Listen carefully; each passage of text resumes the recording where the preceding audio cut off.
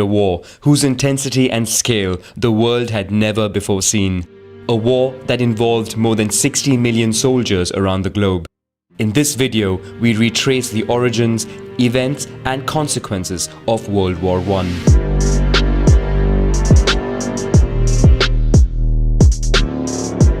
To understand the origins of World War I, we start in 1871 at the end of the Franco-German War between the French Empire and the Confederation of North Germany, allied with the German states of the south. After 6 months of fighting, France is defeated and the victors unite to form the German Empire. Alsace and Moselle are annexed to the new empire, frustrating the French side. In the following years, Germany would greatly advance its industry and economy. The country also builds alliances, first with the Austro-Hungarian Empire and then with Italy, which is frustrated by France colonizing Tunisia. The three form the Triplice or Triple Alliance. Growing in power and status, Germany begins colonizing African territories. For its part, France allies with the Russian Empire and signs a secret pact of non-aggression with Italy, thus avoiding a second front in case of war. The British Empire fears the rise of the German army, more specifically of its navy. Britain comes out of isolation, moves closer to France and then to Russia. Together, they form the Triple Entente. In the Balkans, the Austro-Hungarian Empire annexed Bosnia and Herzegovina, much to the displeasure of neighboring Serbia, which dreamed of one day uniting the South Slav people. This project appeals to Russia, which diplomatically allies itself with Serbia. On June 29, 1914, a young Serbian nationalist from Bosnia murders the heir to the throne of Austria and his wife in Sarajevo. Austria-Hungary accuses Serbia of having organized the attack and, despite Russian threats, declares war the following month. In a few days, the conflict spreads between the countries of the Triple Entente and the Triple Alliance. Only Italy remains neutral for the moment. The German plan is to overcome the French army concentrated in the east by planning an attack from the north. To achieve this, Germany in Asia. With the war front lines stabilized in the west, the Ottoman Empire decides to support Germany in the war. This creates several new fronts, one in the Caucasus, another in the Sinai against the British Protectorate in Egypt with the goal of controlling the Suez Canal, and finally a third front in the British Protectorate of Kuwait over the issue of oil resources. To weaken the Ottoman Empire, Britain supports an Arab rebellion by promising them independence in liberated lands. Finally, Italy declares war on Austria-Hungary with the hope of gaining new territory. In Asia, Japan went to war against Germany and seized its colonies in the Pacific and China. In Africa, German colonies are stormed by French, British and Belgian forces.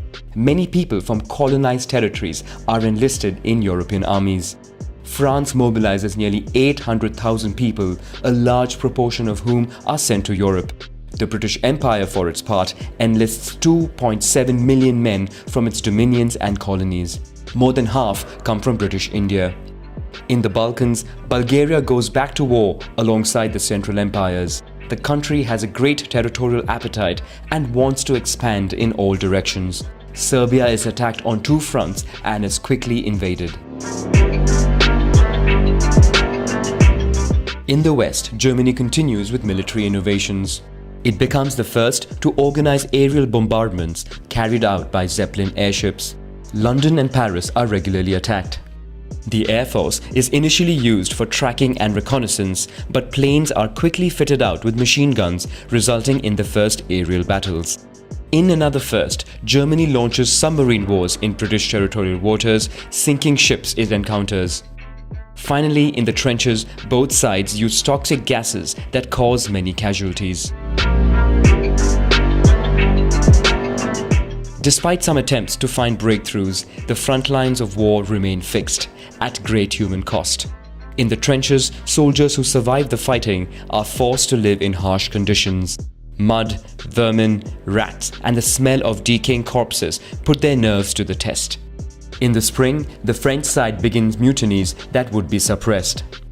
Germany also tires of the stalemate.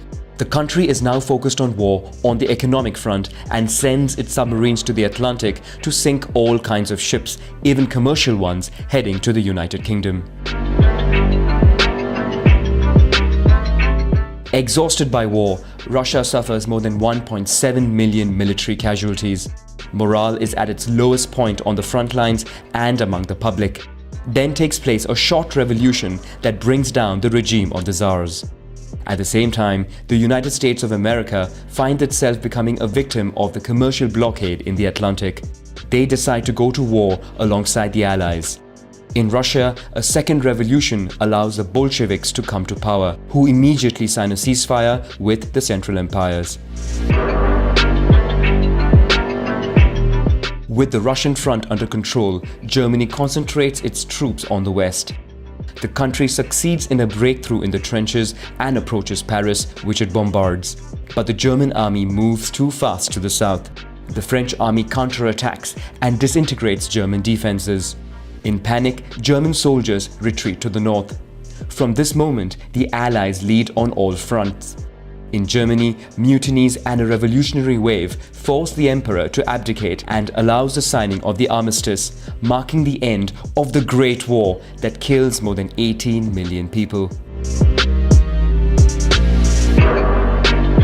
On June 28, 1919, a peace treaty is signed at Versailles.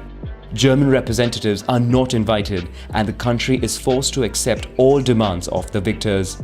Germany and its allies are held solely responsible for war damages and must pay heavy compensation. Austria-Hungary and the Ottoman empires are dismantled, making way for new countries or colonies. Germany, meanwhile, finds itself humiliated and indebted. Its army is disbanded and colonies shared among the allies. The country cedes roughly 15% of its territory to France, Belgium, Denmark and Poland, which is recreated. The only consolation is Germany remains largely intact due to no fighting on its territory and its industry is still standing. The humiliation imposed upon Germany already leaves it with a desire for revenge.